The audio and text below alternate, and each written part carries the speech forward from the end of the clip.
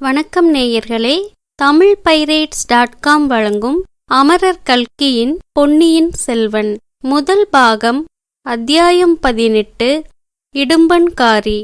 வாசிப்பது அர்ச்சனா. கொள்ளிடத்து பரிசில் துறையில் ஆழ்வார்க்கடியான் நம்பி என்னும் திருமலையப்பனை விட்டுவிட்டு வந்துவிட்டோம். அந்த வீர வைஷ்ணவரை இப்போது கொஞ்சம் கவனிக்கலாம். வந்தியத்தேவன் குதிரை ஏறி குடந்தை நகர் நோக்கி சென்றதும் திருமலையவன் போன திசையை பார்த்து கொண்டே தனக்குள் சொல்லிக் கொண்டான். இந்த வாலிபன் மிக பொல்லாதவனாயிருக்கிறான். நாம் தட்டியில் நுழைந்தால் இவன் கோலத்தில் நுழைகிறான். இவன் உண்மையில் யாருடைய ஆள், எதற்காக எங்கே போகிறான் என்பதை நம்மால் கண்டுபிடிக்க முடியவில்லை. கடம்பூர் மாளிகையில் நடந்த சதிக்கூட்டத்தில் இவன் கலந்து கொண்டானா என்றும் தெரியவில்லை. நல்ல வேளையாக குடந்தை ஜோதிடரை பற்றி இவனிடம் சொல்லி வைத்தோம். நம்மால் அறிய முடியாததை குடந்தை ஜோதிடராவது தெரிந்து கொள்ளுகிறாரா பார்க்கலாம். என்ன சுவாமி, அரச மரத்தோடு பேசுறீங்களா? உங்களுக்கு நீங்களே பேசிக்கிறீர்களா என்ற குரலை கேட்டு ஆழ்வார்க்கடியான் திரும்பி பார்த்தான். கடம்பூரிலிருந்து வந்த வந்தியத்தேவனுக்கு குதிரை பிடித்து கொண்டு வந்த பணியால் பக்கத்தில் நின்றான். அப்பனே, நீயா கேட்டாய்? நான் எனக்கு நானே பேசிக்கொள்ளவும் இல்லை, அரச மரத்தோடு பேசவும் இல்லை. இந்த மரத்தின் மேலே ஒரு வேதாளம் இருக்கிறது, அதனோடு சிறிது சல்லாபம் செய்தேன் என்றார் திருமலையப்பர். ஓஹோ, அப்படிங்களா? அந்த வேதாளம் சைவமா வைஷ்ணவமா என்றான் அந்த ஆள். அதைத்தான் நானும் கேட்டுக்கொண்டிருந்தேன். அதற்குள்ளே நீ வந்து குறுக்கிட்டாய். வேதாளம் மறைந்து விட்டது. போனால் போகட்டும். உன் பெயர் என்ன அப்பனே? எதற்காக கேட்கிறீங்க சாமி? நடுக்கொள்ளிடத்தில் படகு கவிழாமல் காப்பாற்றினாயே, அப்படிப்பட்ட புண்ணியவானாகிய உன்னை நான் ஞாபகத்தில் வைத்துக் கொள்ள வேண்டாமா? என் பெயர் இடும்பன்காரி சுவாமி என்று இழுத்தாற்போல் சொன்னான். ஓ, இடும்பன்காரியா? அப்போதோ கேட்ட ஞாபகமாயிருக்கிறதே. இடும்பன்காரி அப்போது ஒரு விசித்திரமான காரியம் செய்தான். தன்னுடைய விரித்த கைகள் இரண்டையும் ஒன்றின் மேல் ஒன்றை குப்புறத்தி வைத்துக்கொண்டு இரு ஓரத்து கட்டை விரல்களையும் ஆட்டினான். ஆட்டிக்கொண்டே திருமலையப்பரின் முகத்தை பார்த்தான். அப்பனே, இது என்ன சமிக்ஞை? எனக்கு விளங்கவில்லையே என்றான் திருமலை. அப்போது இடும்பன்காரியின் கரிய முகம் மேலும் சிறிது கருத்தது. கண் புருவங்கள் நெறிந்தன. நான் ஒன்றும் சமிக்ஞை செய்யவில்லையே என்றான். செய்தாய், நான் தான் பார்த்தேனே. பரதநாட்டிய சாஸ்திரத்தில் திருமாலின் முதல் அவதாரத்துக்கு ஒரு அஸ்தம் பிடிப்பதுண்டு. அது மாதிரி செய்தாயே. திருமாலின் முதல் அவதாரம் என்றால் அது என்ன? விஷ்ணுவின் முதல் அவதாரம் தெரியாதா? மச்சாவதாரம். மீனை சொல்லுறீங்களா? ஆமாம் அப்பனே, ஆமாம். நல்ல வேளை சாமி, உங்கள் கண்ணே விசித்திரமான கண்ணாயிருக்கிறதே. வெறும் மரத்தின் மேலே வேதாளம் தெரிகிறது, என் வெறுங்கையிலே மச்சாவதாரம் தெரிகிறது. ஒருவேளை மீன் பேரிலே சாமியாருக்கு கொஞ்சம் ஆசை அதிகமோ? சேச்சே, அந்த மாதிரியெல்லாம் சொல்லாதே அப்பனே. அது போனால் போகட்டும். நம்மோடு படகிலே ஒரு வீரசைவர் வந்தாரே, அவர் எந்த பக்கம் போனார் பார்த்தாயா? பார்க்காமல் என்ன, பார்த்தேன். நான் குதிரை வாங்க போன பக்கம்தான் அவரும் வந்தார். உங்களை பற்றி திட்டிக்கொண்டே வந்தார். என்னவென்று என்னை திட்டினார்? உங்களை மறுபடியும் அந்த வீரசைவர் பார்த்தால் உங்கள் முன்குடுமியை சிரைத்து தலையை மொட்டையடித்து. ஓஹோ, அந்த வேலை கூட அவருக்கு தெரியுமா? உங்கள் திருமேனியிலுள்ள நாமத்தையெல்லாம் அழித்துவிட்டு திருநீற்றை பூசி விடுவாராம். அப்படியானால் அவரை கட்டாயம் நான் பார்த்தே ஆக வேண்டும். அவருக்கு எந்த ஊர் உனக்கு தெரியுமா? அவருக்கு புள்ளிருக்கும் வேலூர் என்று அவரே சொன்னாருங்க. அந்த வீரசைவரை போய் பார்த்துவிட்டுத்தான் மறுகாரியம். அப்பனே, நீ எங்கே போகப் போகிறாய்? ஒருவேளை நீயும் அந்த வழி வரப்போகிறாயோ? இல்லை, நான் எதற்காக அங்கே வருகிறேன்? திரும்பி கொள்ளிடத்தை தாண்டி கடம்பூருக்குத்தான் போகிறேன். இல்லாவிட்டால் எஜமானர் என் கண்ணை பிடுங்கிவிட மாட்டாரா? அப்படியானால் உடனே திரும்பு. அதோ படகு புறப்படப் போகிறது. இடும்பன்காரி திரும்பி பார்த்தபோது ஆழ்வார்க்கடியான் கூறியது உண்மை என்று தெரிந்தது. படகு புறப்படும் தருவாயில் இருந்தது. சரி சாமியாரே, நான் போகிறேன் என்று சொல்லிவிட்டு படகு துறையை நோக்கி விரைந்து சென்றான் இடும்பன்காரி. பாதி வழியில் ஒரு தடவை திரும்பி பார்த்தான். அதற்குள் ஆழ்வார்க்கடியான் ஒரு விந்தையான காரியம் செய்திருந்தான். மளமளவென்று அந்த அரச மரத்தின் மீது பாய்ந்து ஏறி கிளைகள் அடர்ந்திருக்கும் இடத்துக்கு போய்விட்டான். ஆகையால் இடும்பன்காரியின் கண்ணோட்டத்தில் அவன் விழவில்லை.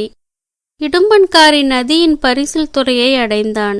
படகோட்டிகளில் ஒருவன், "அக்கறைக்கு வருகிறாயா அப்பா?" என்று கேட்டான். "இல்லை, அடுத்த படகில் வரப்போகிறேன், நீ போ" என்றான் இடும்பன்காரி. "அடே, இவ்வளவுதானா? நீ வருகிற வேகத்தை பார்த்துவிட்டு படகை நிறுத்தினேன்" என்று சொல்லி ஓடக்காரன் கோல் போட்டு ஓடத்தை நதியில் செலுத்தினான். இதற்குள் அரச மரத்தின் நடுமத்தி வரையில் ஏறி நன்றாக மறைந்து உட்கார்ந்து கொண்டே திருமலை, "ஓஹோ, நான் நினைத்தது சரியாக போயிற்று. இவன் படகில் ஏறவில்லை, திரும்பித்தான் வரப்போகிறான். வந்த பிறகு எந்த பக்கம் போகிறான் என்று பார்க்க வேண்டும். இவனுடைய கைகள் மச்சகஸ்த முத்திரை காட்டியதை நான் நன்றாக பார்த்தேன். அதன் பொருள் என்ன? மீன். மீன். மீன் சின்னம் எதை குறிக்கிறது? ஆ, மீன் பாண்டியனுடைய கொடியில் பொறித்ததல்லவா? ஒருவேளை... ஆகாகா, அப்படியும் இருக்குமோ? பார்க்கலாம். சிறிது பொறுமையுடனே இருந்து பார்க்கலாம். பொறுத்தவர் பூமி ஆழ்வார், பொங்கியவர் காடு ஆழ்வார். ஆனால் இந்த காலத்தில் பூமி ஆள்வதைக் காட்டிலும் காடு ஆள்வதே மேலானது என்று தோன்றுகிறது. ஆனாலும் பொறுத்து பார்க்கலாம்." இவ்விதம் அரச மரத்திலிருந்த அருவமான வேதாளத்தினிடம் திருமலை சொல்லிக் கொண்டிருந்தான். விரைவில் அவன் எதிர்பார்த்தபடியே நடந்தது. படகு இடும்பன்காரியை ஏற்றிக்கொள்ளாமலே சென்றது. இடும்பன்காரி நதிக்கரையிலிருந்தபடி அரச மரத்தை உற்று உற்று பார்த்தான்.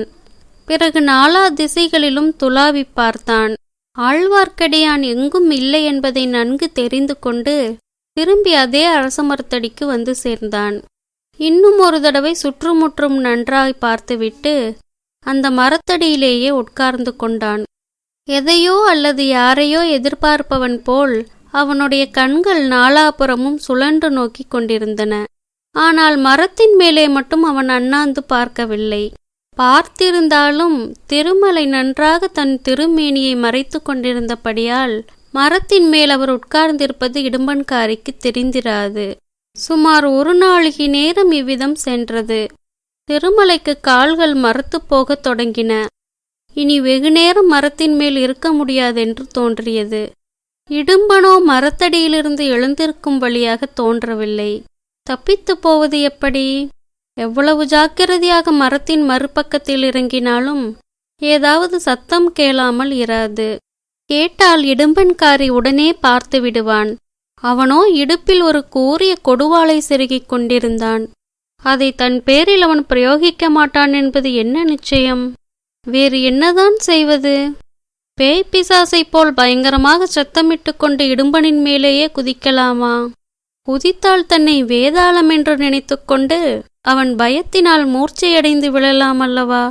அல்லது தப்பித்து ஓட பார்க்கலாம் அல்லவா? அச்சமயம் தானும் தப்பி ஓடிவிடலாம். இவ்விதம் திருமலை எண்ணிய சமயத்தில் அவனுடைய சோதனை முடிவடையும் என தோன்றியது. ஓர் ஆள் தென்மேற்கிலிருந்து, அதாவது குடந்தைச்சாலை வழியாக வந்து கொண்டிருந்தான். அவனுக்காகத்தான் இடும்பன்காரி இத்தனை நேரமாய் காத்திருக்கிறான் என்று திருமலையின் உள்ளுணர்ச்சி கூறியது. புது ஆள் வந்ததை பார்த்ததும் அரச மரத்தடியில் உட்கார்ந்திருந்த இடும்பன் எழுந்து நின்றான். வந்தவன் முன்னால் இடும்பன் செய்த சமிக்ஞையை செய்தான். அதாவது ஒரு விரித்த புறங்கையின் மேல் இன்னொரு விரித்த கையை வைத்து 2 கட்டை விரல்களை ஆட்டி மச்சஹஸ்தம் பிடித்து காட்டினான். அதை பார்த்த இடும்பனும் அதே மாதிரி செய்து காட்டினான். "உன் பெயர் என்ன?" என்று வந்தவன் கேட்டான். "என் பெயர் இடும்பன்காரி. உன் பெயர்?" "சோமன் சாம்பவன். உன்னைத்தான் எதிர்பார்த்து கொண்டிருந்தேன். நானும் உன்னை தேடிக்கொண்டுதான் வந்தேன். நாம் எந்த திசையில் போக வேண்டும்?" "மேற்கு திசையில்தான்." "எவ்விடத்துக்கு?" "பகைவனின் பள்ளிப்படைக்கு. திருப்புறம்பயம் அருகில்." "இறைந்து பேசாதே, யார் காதிலாவது விழப்போகிறது" என்று சொல்லி சோமன் சாம்பவன் நாலா பக்கமும் பார்த்தான். "இங்கே ஒருவரும் இல்லை. முன்னாலேயே நான் பார்த்து விட்டேன். பக்கத்தில் எங்கும் ஒளிந்திருக்கவும் இடமில்லை." "கிடையாது, கிடையாது." "அப்படியானால் புறப்படு. எனக்கு அவ்வளவு நன்றாக வழி தெரியாது. நீ முன்னால் போ, நான் சற்று பின்னால் வருகிறேன்." "வழி நல்ல வழியல்ல." காடும் மேடும் முள்ளும் கல்லுமாயிருக்கும். ஜாக்கிரதையாக பார்த்து நடந்து வர வேண்டும். சரி சரி, நீ புறப்பட்டு போ. காட்டு வழியாயிருந்தாலும் யாராவது எதிர்பட்டால் மறைந்து கொள்ள வேண்டும். தெரிந்ததா? தெரிந்தது தெரிந்தது. இடும்பன்காரி கொள்ளிடக்கரையோடு மேற்கு திசையை நோக்கி போனான். அவனுக்கு சற்று பின்னால் சோமன் சாம்பவனும் தொடர்ந்து சென்றான்.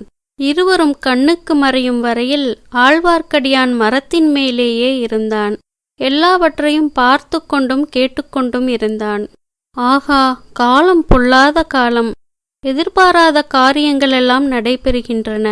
ஏதோ ஒரு பெரிய மர்மமான காரியத்தை தெரிந்து கொள்ள கடவுளர்களால் சந்தர்ப்பம் கிடைத்திருக்கிறது. இனி நம்முடைய சாமர்த்தியத்தை பொறுத்தது விஷயத்தை அறிவது. கடம்பூர் மாளிகையில் அரைக்குறையாகத்தான் தெரிந்து கொள்ள முடிந்தது. இங்கே அப்படி ஏமாந்து போகக்கூடாது. திருப்புறம்பயம் பள்ளிப்படை என்றால் கங்கா மன்னன் பிரதிவேபதியின் பள்ளிப்படையைத்தான் சொல்லியிருக்க வேண்டும். அந்த பள்ளிப்படையை கட்டி 100 வருஷம் ஆகிறது. ஆகையால் பாழடைந்து கிடக்கிறது. சுற்றிலும் காடு மண்டி கிடக்கிறது. கிராமமோ சற்று தூரத்தில் இருக்கிறது. அங்கே எதற்காக இவர்கள் போகிறார்கள்? இந்த 2 பேரும் மட்டும் பேச வேண்டிய விஷயமாயிருந்தால் இங்கேயே பேசிக்கொள்வார்கள். காட்டு வழியில் ஒரு காத தூரம் போக வேண்டியதில்லையே. ஆகையால் எதற்காக பிருதிவிபதியின் பள்ளிப்படையை பகைவனின் பள்ளிப்படை என்று இவர்களில் ஒருவன் சொல்வானேன்? பிருதிவிபதி யாருக்கு பகைவன்? ஆகா, நாம் நினைத்தது உண்மையாகும் போலிருக்கிறதே. எதற்கும் பார்த்து தெரிந்து கொள்ளலாம். இவர்கள் கொள்ளிடக்கரையோடு போகிறார்கள். நாம் மண்ணிக்கரையோடு போகலாம். மண்ணிக்கரையில் காடு அதிக அடர்த்தியாயிருந்தாலும் பாதகமில்லை. காடும் மேடும் முள்ளும் கல்லும் நமக்கு என்ன லட்சியம்? அவைதாம் நம்மை கண்டு பயப்பட வேண்டும். இவ்வாறு எண்ணிக்கொண்டும் வாயோடு முணுமுணுத்து கொண்டும் திருமலை அரச மரத்திலிருந்து இறங்கி சற்று தெற்கு நோக்கி போனான். மண்ணியாறு வந்தது. அதன் கரையோடு மேற்கு நோக்கி நடையை கட்டினான். ஜனசஞ்சாரமில்லாத அடர்ந்த காடுகளின் வழியாக ஆழ்வார்க்கடியான் புகுந்து சென்று சூரியன் அஸ்தமிக்கும் சமயத்தில் திருப்பரம்புயம் பள்ளிப்படை கோயிலை அடைந்தான். நன்றி நேயர்களே. மீண்டும் அடுத்த அத்தியாயத்தில் சந்திப்போம்.